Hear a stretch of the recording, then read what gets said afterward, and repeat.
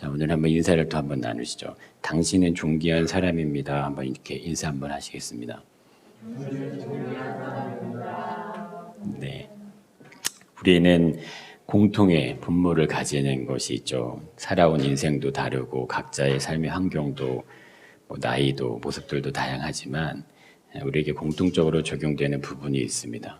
그러니까 우리 모두 다 예수님 안에 있다는 것입니다. 어떻게 해서 예수님 안에 거하는 일이 우리 안에서 생겨나게 되었을까? 이건 놀라운 사건이 아닐 수 없다는 거죠. 이 세상에는 많은 사람들이 있습니다. 수많은 사람들이 우리로 같이 호흡하고 있고 오늘을 살아가고 있는데 각자가 다양한 삶의 모습으로 살아가죠. 근데 과연 그들 중에서 얼마나 많은 사람이 예수님 안에 거하는 모습에 속해 있는가 하는 거죠. 이걸 생각해 보면 이것이 얼마나 놀라운 사건인가라는 걸 알 수 있다는 거예요. 이건 매우 엄청난 일들이 지금 우리 안에서 행해지고 있고 일어나고 있다는 사실을 알게 해준다는 거죠. 본문의 말씀에 이런 영역으로 우리가 한번 본다면 진짜 매우 놀랍고 신비한 말씀이라고 할 수 있다는 거죠. 우리는 일상의 삶에서 언제나 바라고 소망하는 일들에 대한 기대감을 가집니다. 어린아이부터 해서 어른에 이르기까지 생명이 있고 생각이 있는 모든 사람들은 각자가 자신이 원하는 무엇인가에 대한 기대감, 소원, 소망을 품고 살아가게 되죠. 이렇게 했으면 좋겠다, 이렇게 됐으면 좋겠다, 이 일이 꼭 이루어졌으면 좋겠다, 나에게 이러한 일들이 일어났으면 좋겠다. 특별히 이 어려운 문제를 가지게 되는 경우는 그게 정말 더 간절합니다. 그 소망이 더 깊게 일어난다는 거예요. 그래서 그것을 구해요. 찾고 어떻게든 그것을 해결하려고 인생을 살아갑니다. 사람은 누구나 그래서요. 종교성이라는 것을 가지고 있게 됩니다. 이 특별히 무교라고 하는 어떤 분들도 종교성이 없는 건 아닙니다. 인간은 영적인 존재이기 때문에 눈에 보이지 않는 영역에 대한 이해를 자연스럽게 가지게 된다는 거예요. 신에 대한 이해를 가지지 않았어도 삶에서 이런 부분은 그냥 자연스럽게 나타납니다. 우리가 왜 명절에 되면 차례를 지내고 제사를 지내고 성묘를 가잖아요. 이런 것도 다 영적인 영역입니다. 새로운 사업을 하거나 가게를 오픈하거나 새로운 시즌이 열리거나 어떤 영화, 음반, 드라마 할 때마다 공연을 할 때마다 막 새로운 일들 하게 될 대주머니로 보살을 지내잖아요. 잘 되기를 바라는 마음, 소원을 담아서 빈다는 거죠. 우리가 절에 가보거나 등산을 가보면 막 돌돌이 이렇게 쌓여있는 게 보이시잖아요. 자기의 어떤 소원을 하고 정성을 쌓아 올라갑니다. 새해가 되면 해돋이 보면서 소원을 빌고 점을 보고 사주를 보고 운세를 보고 이게 다 영적인 행위라고 할 수 있다는 거예요. 우리의 삶에서 이런 부분들은 매우 밀접하게 연결이 되어 있고 정말 중요한 위치에 있게 된다는 겁니다. 왜 그럴까? 그러면 인생에 대한 불안함을 스스로가 느끼기 때문에 그렇다 할 수 있다는 거예요. 어떻게 될지 모르는 미래에 대해서 조상이 우리를 지켜줬으면 좋겠고 대제일벌이 앞에 절을 하면 잘 되고 소망하는 소원들이 이루어졌으면 그 마음이 담긴다는 거죠. 미래에 대한 염려가 있는 겁니다. 내일 일에 대한 어떤 불안함, 내가 하고자 하는 일에 대한 걱정, 앞으로 우리의 삶이 어떻게 될 것인가에 대한 근심들이요 끊임없이 우리의 삶에 자리하고 있다는 겁니다. 그래서 무엇인가 인간의 능력이 되지 않는 일에 대해서 누군가에게 도움을 요청하는 것은 이건 인간에게 자연스러운 사실적인 모습이라 할 수 있다는 거예요. 대선이나 총선을 앞에 두면 가장 바쁜 곳이 있다고 하죠. 언제나 바쁜 곳이지만 점을 보는 곳이라고 합니다. 연말 연초 항상 쉴 새 없이 붐비는 곳. 사람들은 앞으로 어떻게 될 것인가에 대한 어떤 궁금증, 미래에 대한 답을 원한다는 거예요. 어떻게 되면 성공하고 어떻게 되면 잘 될까 이것에 대한 궁금증을 가지고 늘 그것을 찾아다닌다는 거죠. 우리의 삶이 잘 풀리기를 원하는 마음, 우리들이 행하는 모든 인생의 모습들이 안전하게 보호되기를 원하는 마음, 모든 사람의 공통적인 마음입니다. 이건 다 똑같다는 거예요. 이런 의미에서 본다면 오늘 말씀 예수님이 무엇이든지 원하는 대로 구하라 그리하면 이루리라. 이게 진짜 놀랍다는 거예요. 이게 얼마나 기가 막힌 선포냐 이거죠. 우리들의 삶에서 이보다 더 기쁘고 감격스러운 어떤 약속이 있을까? 원하는 대로 구하면 다 들어주신다고 하니까. 우리가 기대하고 바라는 소망하는 것에 대한 정답, 이 세상이 원하는 게 결국 이거 아니냐 이겁니다. 내가 원하는 대로 잘 되어지고 내가 소망하는 데 모든 게 잘 풀어지기를 원하는 게 세상인 거죠. 원하는 대로 구하기만 하면 그들이 이루어지게 된다면 이게 얼마나 놀라운 기적이고 축복이냐 이거죠. 근데 우리들이 잘 알고 있는 것이 있다는 겁니다. 어른이 되기 시작하면 그냥 자연스럽게 알아지는 것이죠. 삶이란 내가 원한다고 해서 내 뜻대로 되어지지 않는다는 겁니다.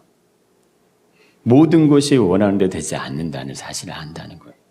우리는 분명 무엇이든 원하는 대로 되어지기를 너무나 간절히 소망하고 그렇게 인생을 살아왔고 또 앞으로 살아갑니다. 내가 원하는 대로, 내가 뜻하는 대로, 내가 생각한 대로 되어지기를 바라는 마음이 모든 사람들의 마음이라면 우리 안엔 알라딘의 요술램프와 같은 그런 기적들을 항상 바라고 살아가죠. 근데 막상 인생을 살아보니까 그렇게 되지 않는다는 걸 너무나 쉽게 이해가 되고 금방 깨달아진다는 거예요. 그래서 뭐가 옵니까? 좌절이 오고 실망이 오고 염려가 옵니다. 불안함이 오고 이런 것도 인생이 펼쳐져 있다는 거예요. 그렇다면 무엇이든 원하는 대로 구하라는 말씀을 우리 어떻게 이해해야 할까 하는 거예요. 우리가 구하고 간구하는 모든 제목들을 하나님께서 그대로 응답해 주시겠다는 말씀인가? 아니면 우리들이 어른이 되고 인생을 살아가면서 느끼는 것처럼 모든 것이 원하는 대로 되지 않는다는 사실이 맞는가? 오늘 이 말씀, 예수님이 우리에게 하시는 말씀이요, 너무나 놀라운 말씀이 될 수밖에 없습니다. 왜 그럴까? 무엇이든지 원하는 대로 구할 수 있는 기회가 주어졌기 때문에 그렇다는 거예요. 이건요, 특별한 초대라고 할 수 있죠. 누구나 아무개나 주어진 약속은 아니라는 거죠. 세상에 많은 사람들 중에 이런 특별한 초대를 받은 사람은요, 많지 않습니다. 이 약속의 말씀에 주어진 사람 많지 않은 거죠. 우리가 살아가고 있는 지역세, 우리의 가족들, 친인척, 친지, 친구들만 보더라도 이 모든 혜택이 모두에게 공통으로 가는 건 아니라는 거예요. 그러면 누가 이런 약속의 말씀의 주인공이 되는가? 예수님 안에 거하는 사람들에게 하시는 말씀이라는 거예요. 특별하다는 것은 그럼 무엇을 말할까? 이건 능력이 있고 실력이 있고 조건에 맞는 기준을 가진 그런 사람들 뜻하는 것은 아니라는 겁니다. 우리에게는 어떠한 공로가 있는 것은 아닙니다. 세상에는 차별이 있죠. 신분에도 구별이 있게 되고요. 능력에 따른 차등이 생겨납니다. 근데 예수님 안에서는 아무리 뛰어난 사람이나 아무리 가치 없어 보이는 사람 모두가 동일한 조건에 동일한 모습을 가지게 된다는 거예요. 예수님은 그 사람들을 그렇게 보신다는 거예요. 왜냐하면 누구든지 하나님의 형상을 닮은 존재로 태어났기 때문에 그것을 통일하게 보신다는 겁니다. 이거 쉽게 이야기하려면 갓난아이를 생각해 보시면 됩니다. 갓난아이가 태어났을 때 그 아이를 보면서 야, 얘 외모는 어떠니, 얘는 뭐 어떠니 이런 걸 얘기하지 않는다는 거예요. 그 성격은 어떠니 이런 거 얘기하지 않죠. 왜 얘기하지 않습니까? 그냥 그 생명 자체로 귀하기 때문에 그런 얘기 안 하죠. 응애하고 태어난 아기를 갖고 판단하고 생각해서 얘는 이런 뭐 이렇게 얘기하지 않는다는 거예요. 그 생명 자체가 귀하니까 그렇게 봐진다. 누구나 다 아무리 이 세상에 힘든 삶을 살아도 신생을 보면서 웃어요. 신생을 보면서 막 즐거워하고 행복해 한다는 거죠. 근데 아이가 커가면서 어떻게 됩니까? 성격도 외모도 말투도 행동도 심지어 학벌, 직업, 능력 이런 걸로 자꾸 얘기가 되면 존귀함에서 점점점 멀어진 대상이 되어버리게 되죠. 이게 세상이 흘러가는 흐름이라고 할 수 있죠. 그래서 교회는요, 차별이 있으면 안 됩니다. 차등이 생기면 안 되는 것이죠. 질서가 있는 거하고 차등하고 차별은 다른 겁니다. 돈이 많은 사람이 더 대우를 받고 돈이 없는 사람이 더 중요하게 되면 세상과 다르지 않은 거죠. 외적으로 실력과 능력이 있는 사람, 그렇지 않은 사람에 대해 구별이 돼서는 안 되는 곳이 교회입니다. 이사야서에도 이렇게 얘기하시죠. 오라 너희 목마른 자들아 물로 나오라. 돈 없는 자도 오라. 너희는 와서 사 먹되 돈 없이 값없이 와서 포도주와 젖을 사라. 이렇게 얘기하신다는 거예요. 누구든지 목마르거든 내게 와서 마셔라.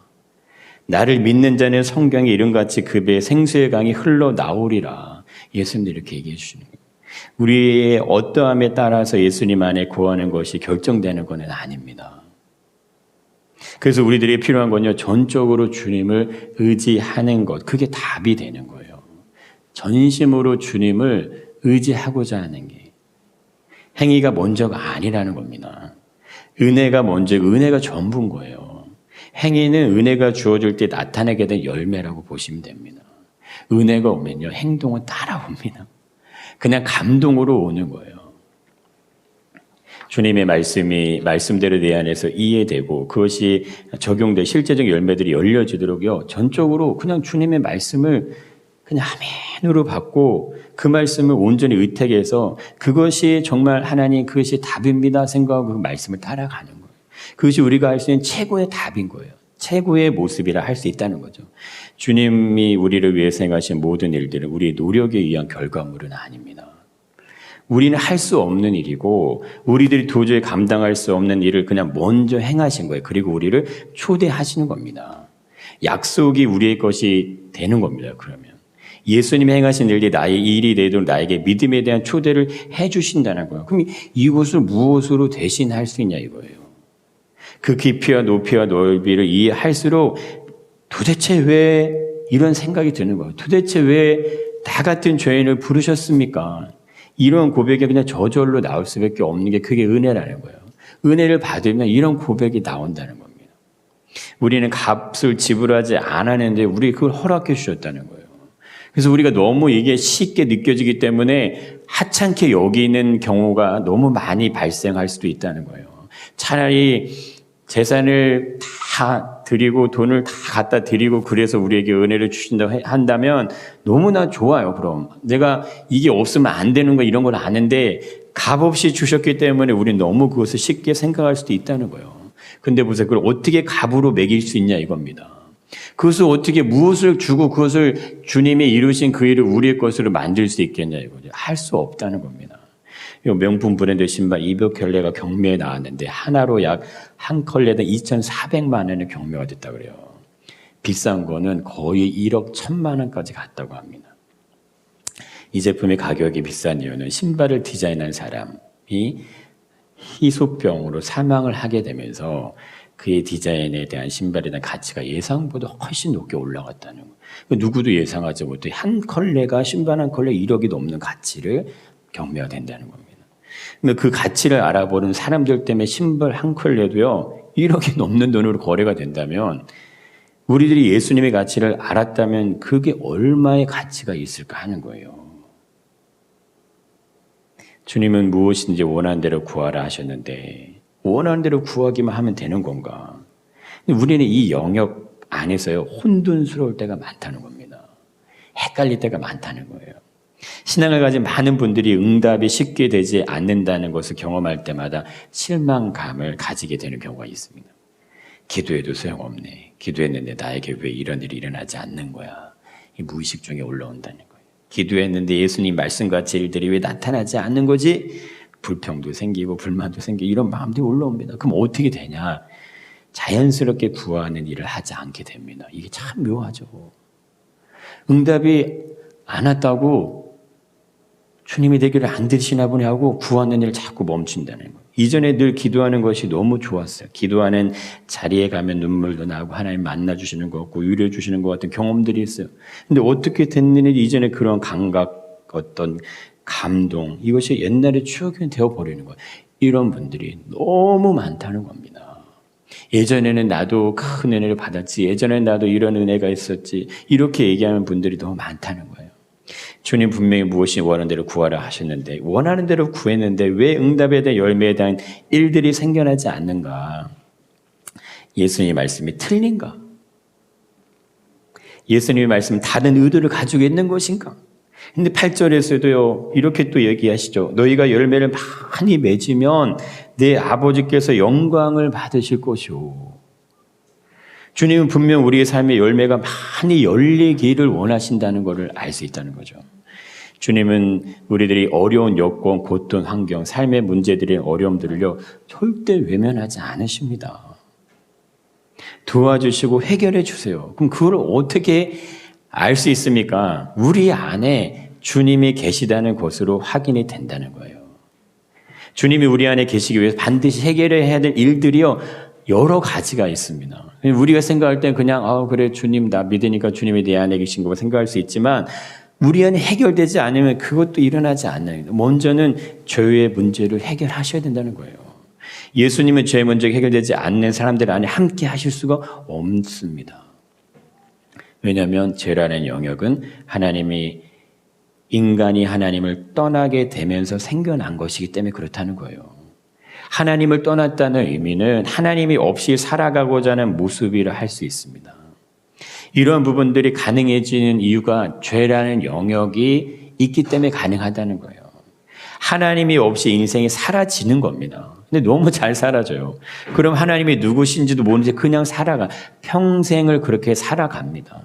하나님을 느끼지도 못하고 인생을 그냥 살아가죠. 그러면 느끼지 못한 건 당연히 찾을 수도 없어요. 하나님이 누구신지도 모르는 거죠. 하나님을 찾을 수 없으니 당연히 그분의 말씀도 들을 수가 없다는 거예요. 그분의 계획이 있고 그분이 이루시려고 하는 일이 있고 나를 통해서 이루신 일이 있는데 그게 들려지지 않아요. 그게 뭔지가 내가 알 수 있는 방법이 없다는 겁니다. 그러면 하나님께 감사와 찬양과 예배를 드리지 않고도 그냥 사라지는 거예요. 모든 삶을 그럼 어떻게 삽니까? 자신의 일을 위해서 그냥 살아가는 거예요. 자신들의 만족, 자신들의 유익을 위해서 그냥 사는 겁니다. 그럼 어떻게 될까요? 하나님을 위해서 어떤 일도 하지 않는 겁니다. 하나님은 죄인이 되어버린 우리를 위해 자신의 아들 십자가에 죽기까지 내어주셨는데 사람은 하나님을 위해서 아무 일도 하지 않으면 당연히 인간이 가진 죄의 문제는 해결함을 받을 수가 없게 되겠죠. 하나님이 나를 위해 행하신 일들에 대한 어떤 기대, 소망, 감사 이건 당연히 생겨나지 않는 게 당연하다는 겁니다. 그렇다면 주님 안에서 맺어지지 있는 열매 이건요 기회조차 적용되지 않는 거예요. 그런 사람들은 그것이 적용되어 있지 않다는 겁니다. 주님을 만나지 못한 삶은 자연스럽게 죄에 대한 결과로 인생의 삶이 열매가 열린다는 거예요. 그러면 서두에서 우리가 나눴던 것처럼 근심과 염려와 두려움과 불안함으로 늘 쌓여있게 된다는 거예요. 출애굽기 32장에 가보시면 이스라엘 백성들이 금송아지를 만드는 장면이 나옵니다. 모세가 하나님의 부르심을 받고 시내산에 올라가서 40일 40주야를 그곳에 그냥 있습니다. 이 백성들이 모세가 올라가는데 언제나 내려오려나 생각하고 있는데 하루 이틀이 지나도 열흘 20일이 지나도 안 내려오는 거예요. 그래서 이들이 너무나 쉽게 그냥 우상을 만들어 버립니다. 아이러니하게 그들이 이런 행위를 할 때 모세는 시내산에서 하나님으로부터 내 백성에 거할 나의 집 나의 처소 성막에 대한 얘기를 듣고 있을 때 백성들은요 우상을 만들어 버리는 거예요. 타이밍이 너무 절묘하게 맞아떨어지지 않나요? 그죠? 하나님께서는 모세를 통해 이스라엘 백성들을 위한 어떤 일들을 하고 계실 때 그들은 자신들을 인도할 우상 형상, 신을 만들어 버린다는 거예요. 말씀 PPT 한번 보시면 32장 1절에 이런 얘기가 나옵니다. 백성이 모세가 산에서 내려오미 더딤을 보고 보여 백성이 아론에게 이르되 말하되 일어나라 우리를 위하여 우리를 인도할 신을 만들라 이 모세 곧 우리를 애굽 땅에서 인도해낸 사람은 어찌 되었는지 알지 못함이니라.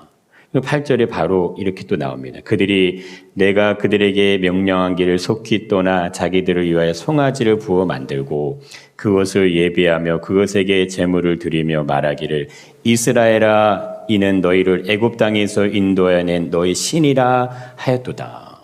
하나님이 얼마나 마음이 격동하시겠냐 이거예요.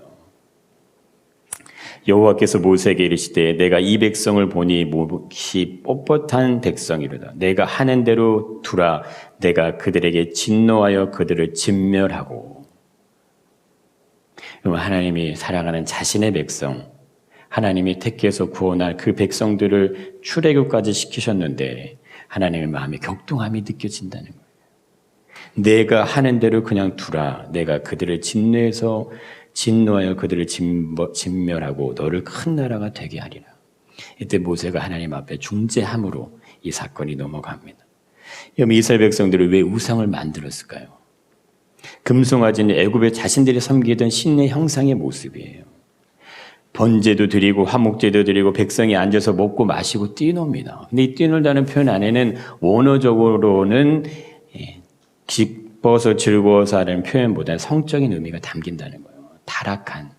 타락한 본성의 그 모습 그대로 죄를 짓고 행하는 모습을 가진다는 거예요. 모든 게 다 있어요.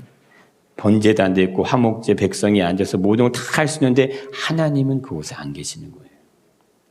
어쩌면 우리들이 구하고 찾는 대상이 진짜 하나님이 아닌 내 소원을 이루어 주시는 대상 정도로 생각하는지도 모른다는 거예요. 예수님은 무엇이든 원하는 대로 구하라는 말씀 앞에 두 가지를 말씀해 주십니다. 한번 보시면 이렇게 얘기하시죠. 너희가 내 안에 거하고 또 하나는 내 말이 너희 안에 거하면, 이거를 먼저 얘기하신다는 거예요. 무엇이든지 원하는 대로 구하라 그리하면 이루리라는 말씀 앞에 이 두 말씀이 먼저 있다는 거예요. 그럼 이걸 쉽게 이해하려고 하면 이스라엘 백성들의 모습을 생각해 보시면 이해가 된다는 거예요. 이스라엘은 하나님 안에 있다고 할 수 있죠. 근데 하나님의 말씀이 그 안에 없다는 것을 알 수 있다는 겁니다. 그들은 분명 전적인 하나님의 보호심 속에 출애굽을 했습니다. 그들은 광야에서 매우 특별한 하나님의 영광을 직접 봤어요. 그리고 절대 우상하게 절하지 말고 어떤 형상도 만들지 말라는 것을 명령도 들었습니다. 기적을 보았고 그것도 경험했어요. 장정만 60만이면요. 실제적으로 인구는 300만이 넘는 인구입니다. 네포시 인구의 100배가 되는 인구가 한 군데 모여 살고 있다는 거예요. 먹는 거, 마시는 거, 추위도에 배고프고 이 모든 가정, 가축들, 동물들 다 보호함을 받고 있어요. 이게 어떻게 광야에서 가능하겠습니까? 이들은 분명 하나님 안에 있게 됩니다. 그런데 하나님의 말씀이 그들의 삶에 적용이 되지 않고 있다는 거예요. 하나님의 은혜를 통해 출애굽을 했지만 어려움이 생겨 문제가 생겨 두려움이 생겨서 곧바로 자신들의 본성대로 자신들의 그냥 욕구들 하나님을 우상의 형상으로 바꿔버립니다. 오늘 우리들의 신앙의 모습이 어떨까? 이스라엘 백성의 광야 생활은요, 원망, 불평, 불순종 이것으로 결과를 이어집니다. 도저히 갈 수 없는 어떤 사막의 길을 가면서도요, 엄청난 300만이나 되는 어떤 인구들이 이동을 하는 것이 가능하겠냐? 가능하지 않죠. 추위와 더위, 먹는 것, 자는 것, 생활을 이거 어떻게 해결할 겁니까? 구름 기둥 불끈으로 인도하신 하나님의 임재를 경험합니다. 이들이 자신들의 고집, 생각, 애굽의 삶을 떨쳐내지 못하고 가는 거예요.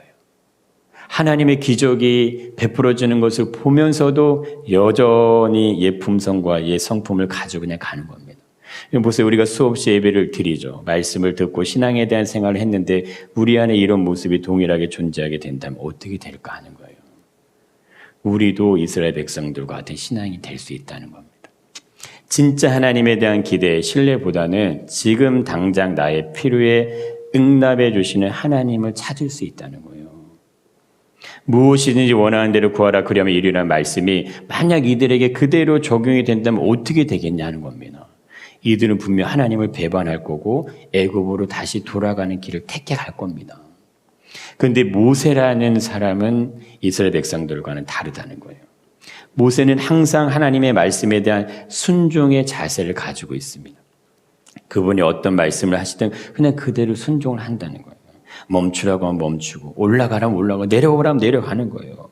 모세는 자신이 원하는 것을 하나님께 요구하는 게 아닙니다. 자신의 안위가 먼저가 아니라는 거예요. 하나님의 말씀 백성 가운데 온전히 이루어지는 것에 그것에 마음이 있습니다. 무엇일까요? 먼저 그의 나라와 그의 의를 구한다. 신약으로 보면 이렇게 표현될 수 있다는 거예요. 모세는 그런 삶의 모습을 행해가는 거예요. 내 안에 거하라는 말씀이 주님이 우리에게 해주시는 말씀이죠. 그러나 우리들이 주님 안에 거하는 것에 대한 어색함이 있다면 어떻게 되겠습니까? 주님과 함께하는 것에 대한 부담감이 있다면 어떻게 되겠냐 이거죠. 주의 말씀에 순종하는 것이 그냥 어렵게 느껴진다면 나무에 붙어 있을 수는 있는데 열매는 맺어지지 않는다는 거죠. 왜 내 안에 거하라고 하는지에 대한 이해가 가지 않는다면 내 삶도 바쁜데 내가 복잡한데 주님께 신경 쓸 시간 이거 부족합니다. 인생 살아가기도 바쁜데 내 인생 문제 풀리지도 않는데 신앙에 대한 부분에 집중하는 거 이게 어리석게 보일 수도 있다는 거예요. 어쩌면 구해도 응답해 주시지 않는 주님을 신뢰하는 것보다 세상적인 모습에 최선을 다하는 것이 더 현명하다고 생각이 들 수도 있다는 겁니다. 주님은 왜 우리에게 내 안에 구하라고 초대를 하셨을까? 무엇인지 원하는 대로 구하라고 말씀해 주셨을까 하는 거. 궁극적으로 우리를 예수님의 제자로 부르시는 겁니다. 애굽에 살던 이스라엘 백성들 출애굽시킨 하나님의 계획은 분명한 거예요. 내 백성을 만드는 거예요. 내 백성, 내 나라를 만들어서 세상의 모든 사람들이 내 백성을 통해 구원의 길로 하나님의 자녀 백성들로 돌아오게 하시기 위함이라는 거예요. 물론 가나안의 7 족속처럼 완전히 진멸한 대상들도 존재하며 싸워서 이겨야 될 재상도 존재하지만 절대 건드리지 말아야 될 사람들도 있는 거예요. 구원받은 그들에게 빛이 되고 소금이 되게 하기 위해서 이 나라 가운데, 이 땅 가운데 내 나라를 세우시는 거예요. 그것이 37절에 이렇게 보시면 알 수 있습니다.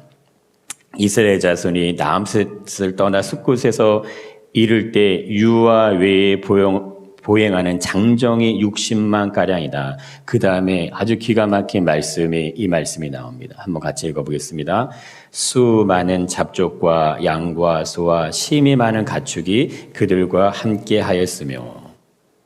가만 보시면 출애굽은 민족에 대한 이야기가 아니라는 거예요. 이스라엘 민족에 대한 구원의 사건이 아닙니다. 하나님의 말씀을 따라 나오는 모든 사람들을 향한 구원의 계획이에요. 잡족이라는 표현 나와요. 수많은 잡족. 이스라엘만 나온 게 아니라는 겁니다. 복음의 메시지, 예수님의 이야기를 듣고 반응하고 순종하고 예수님을 주인으로 모셔드리는 사람들에 대한 이야기, 그게 오늘날 우리를 향한 이야기, 그 계획이 그 구원의 이야기라는 겁니다. 그렇다면 내 말이 너희 안에 거한다는 의미도 쉽게 이해가 될 수 있다는 거예요. 예수님이 원하시는 일, 예수님이 이루고자 하는 일, 예수님이 이루고 싶은 일을 우리들이 구하고 찾고 바라게 되면 그건 반드시 열매로 열린다는 겁니다. 그건요, 반드시 맺어질 수밖에 없다는 거예요. 우리들이 기도하고 응답이 없이 실망하게 될 때, 신앙생활 오랜 세월 했지만 과연 하나님께서 나의 기도를 듣고 계시는지, 나에게 진정 관심이 있으신가 궁금했다면 이 부분을 생각을 해보셔야 된다는 겁니다. 나는 과연 나의 필요에 의해서 하나님을 찾았는지, 아니면 그분의 말씀에 순종하기 위해서 하나님을 찾았는지, 내가 원하는 일들이 이루어지기를 위해서 기도하고 구하고 두렸는지, 아니면 그분의 뜻을 이루어 달라고, 주님의 뜻대로 되어지게 해달라고 모든 삶의 이유들을 맡겨드렸는지, 내가 소망하는 결과가 일어나지 않았기에 실망하고 낙담했던 그러실 필요가 없다는 거예요. 내가 주님 안에 있다면, 그래서 주님을 간절히 찾았다면 이미 내 기도는요, 응답이 이루어진 것과 같다는 겁니다. 주님 그거를 얘기해 주시는 거예요. 내가 기대하는 답이 오지 않았다고 실망을 하게 되면 나는 주님 안에서 주님의 말씀에 대한 있어서 무엇인지 원하는 것을 구하는 그것이 아니라는 겁니다. 내가 기대하는 것을 구하는 거예요. 내가 받고 싶은 것. 내가 기대하는 것에 대한 응답을 주께 요구했는지 모른다는 거죠. 주님께 구하는 일은요, 내 능력으로, 우리 능력으로 하는 것은 아닙니다. 그래서 주님의 일은 절대 지치거나 실직 나거나 짜증 나는 것이 아니에요. 하면 할수록 힘이 나는 겁니다. 지혜가 생기고 용기가 생기고 자신감이 붙는 거, 그게 맞습니다. 그래야 하나님의 교회가 세워지는 거고, 그래야 주님의 몸된 공동체가 세워지는 거예요. 이걸 어떻게 억지로 세웁니까? 억지로는 안 되는 거예요. 내가 기도하고 주님의 뜻을 찾고 두드리는 일은 내 힘에 의한 노력의 결과가 아니라는 거예요. 주님이 내 안에서 열매 맺도록 하시지 않으면 하나님의 백성은요, 방법이 없는 거예요. 하나님의 백성은 그 방법 위에는 없는 거예요. 주님이 그냥 하시는 대로 따라가는 겁니다. 그냥 주님께 구했다면, 주님을 위해서 무엇을 했다면 그냥 주님이 받으시면 되는 거예요. 그게 하나님의 백성들이 선택할 수 있는 방법이라는 거예요. 사람들이 몰라줘도 그건 아무 상관없어요. 사람들로부터 칭찬, 격려 뵙지 않아도 속상해하지 않아도 된다는 거예요. 왜냐하면 주님이 내 안에서 나와 함께 하시기 때문에 기쁨을 주세요. 만족을 주시고 위로를 주시고 사람으로부터 듣는 어떤 것과 비교되지 않는 걸 주신다는 거예요. 왜 홍해 바다 앞에 있는 이스라엘 백성들 한번 생각해 보십시오. 뒤에는 애굽의 군대가 쫓아와요. 근데 앞에는 홍해예요. 근데 하나님이 왜 그들을 그 지경 안으로 들여 보내셨는가 하는 겁니까? 왜 그렇게 하셨을까 하는 거예요. 일부러 어려운 환경 속에 집어넣으신 걸까? 진짜 진퇴양난입니다. 앞으로 뒤로 갈 수가 없어요. 이때 이스라엘 백성들이 어떤 행동을 취하냐 이겁니다. 우리들이 눈에 보기 앞으로 뒤로 도저히 사방이 막혀서 외통수 같이 걸렸다 생각이 들 때 본래는 하나님을 찾아야죠. 더 간절히 하나님의 뜻을 구하고 그분의 은혜를 구해야 되는데 반대로 모세를 향해 원망한다는 거예요. 누가 우리 출애굽 시켜달라고 했냐. 돌을 들어서 모세를 쳐서 죽이려고 합니다. 애굽의 10가지 재앙을 통해 하나님이 누구신지 분명히 보여주셨는데도 당장 자신들의 눈앞에 보여지는 두려움. 이것 때문에 하나님 온전히 신뢰하지 않는 거예요. 우리들이 기도하고 주님의 이름을 부르고 주님을 간절히 찾게 된다면 절대 그 기도에 대한 응답은 외면받는 게 아닙니다. 왜 그럴까? 내 백성이잖아요. 내 자녀고 내 거요, 내 거. 하나님 편에서는 이게 내 자녀란 말이에요. 내 자녀인데 내 자녀의 울부짖음을 하나님이 왜 외면하시겠냐 하는 거죠. 우리의 삶에서 하나님을 향한 기대가 중요한 이유가 여기 있다는 겁니다. 여러분, 기대가 없이는요, 내 삶에 주님이 주신 열매는 열리지 않습니다. 열리는 게 아니에요. 홍해 바다 앞까지 가야지만 바다를 건너는 거죠. 그 앞까지 가지 않으면 저 멀리서 바다가 갈라져도 아무 의미가 없는 겁니다. 주님이 인도하시는 대로 따라가야 기적이 있고 생명이 있고 응답이 있는 거예요. 내가 원하는 응답을 쫓아가면 언제나 주님이 그냥 멀리 계신 분처럼 느껴지는 거예요. 주님을 기대할수록 주님이 더 주님의 뜻을 구하고 간절히 주님의 도우심을 구하는 것이 그게 우리의 믿음의 삶입니다. 우리가 마땅히 해야 되는 삶의 모습이에요. 예수님이 성전 청결 사건을 보여주시면서 이런 얘기하시죠. 내 집은 만민이 기도하는 집이다. 아버지를 찾고 인생의 도움을 구하고 내 연약함에 대한 돌보심을 구하고 우리 삶의 필요를 구하는 거예요. 내 삶에 대한 연약함, 우리를 인도해 주세요. 우리를 구원해 주세요. 우리를 도와주세요. 그게 교회죠. 그렇게 연약함을 서로가 부둥켜 안고 기도함으로 하나님의 기적을 만들어 가는 게 교회라는 거예요. 내가 바라는 이상이 높다면 그만큼 우리에게 요구되는 것이 있습니다. 그만큼 세상이 아닌 하나님을 사랑할 수 있어야 돼요. 내가 구하는 일에 대한 간절함이 크면요, 그만큼 우리의 삶에서 요구되는 게 있어요. 주님 안에 거하는 일에 최선을 다하는 모습을 가져야 한다는 거예요. 나는 하나님을 위해서 아무것도 하지 않으면서 기적적인 역사가 일어나기만을 바랄 수는 없는 거죠. 주님을 따라가는 거예요. 내가 원하는 인생의 삶을 위해 필요한 분이 주님은 아니십니다. 주님이 없어도 그건 내가 내 인생 살아갈 수 있어요. 애굽의 삶을 원하신다면 하나님은 필요가 없는 겁니다. 세상의 만족을 위한 삶을 원한다면 하나님의 응답이 이루어져야 할 이유는 없는 거예요. 그런데 약속의 땅에 들어가기 위해서는 반드시 하나님은 절대적인 분이 되실 수밖에 없다는 거예요. 예수님도 동일하게 이렇게 말씀하시죠. 너희는 내 제자가 되리라. 제자가 누구냐는 거예요. 예수님이 제자예요. 세상의 제자가 아닙니다. 물질의 제자가 아니에요. 내 삶의 희망의 제자가 아니라는 거예요. 주님과 함께 하는 거예요. 주님과 함께 있고 주님과 함께 동행하는 사람들, 주님을 위해서 사는 거예요. 주님을 위해 죽는 사람, 이 사람들을 제자라고 하는 거예요. 그들이 구하고 찾고 두드리는 거에 주님이 응답을 안 주시겠냐 이겁니다. 하늘의 아버지께서 영광을 받지 않으시겠냐 하는 거 당연히 받으시겠죠. 당연히 기뻐하고 당연히 열매가 열리겠죠. 제자들이 어떻게 순교의 자리까지 갔냐 이겁니다. 주님을 순교의 자리까지 가면서까지 주님을 따라갈 수 있을까 했을 때 주님이 그렇게 그 삶을 보여주셨기 때문에 가는 거예요. 주님이 자신들을 위해서 희생과 섬김과 사랑과 헌신의 모습을 보여준 그대로 제자들도 그걸 봤기 때문에 따라간다는 겁니다. 그러면 제자 자신의 삶을 주님이 돌보시고 책임지시고 보호하신다는 사실을 아는 사람들이 제자예요. 그럼 당연히 주님을 따라가겠죠. 우리가 진정으로 예수님을 사랑하게 된다면 우리의 간구와 기도는 응답의 열매를 가지게 될 것입니다. 주님을 찾을 수 있다는 이게 얼마나 엄청나고 엄청난 희망이고 엄청나고 위대한 선물이냐 이거예요. 우리가 주님 안에 구하고 찾고 간구하는 의미는 우리의 삶에 대한 응답이 이루어진 것이나 다름없다는 거예요. 그렇게 된다는 겁니다. 우리는 결과를 기대하는 것이 아니죠. 주님이 우리 안에서 일해 주시길 기대하는 거예요. 주님의 뜻이 우리 안에서 일어나기를 기대한다는 거예요. 그러면 아브라함을 부르신 하나님은 아들을 주겠다고 약속하시고서 25년을 기다리게 하세요.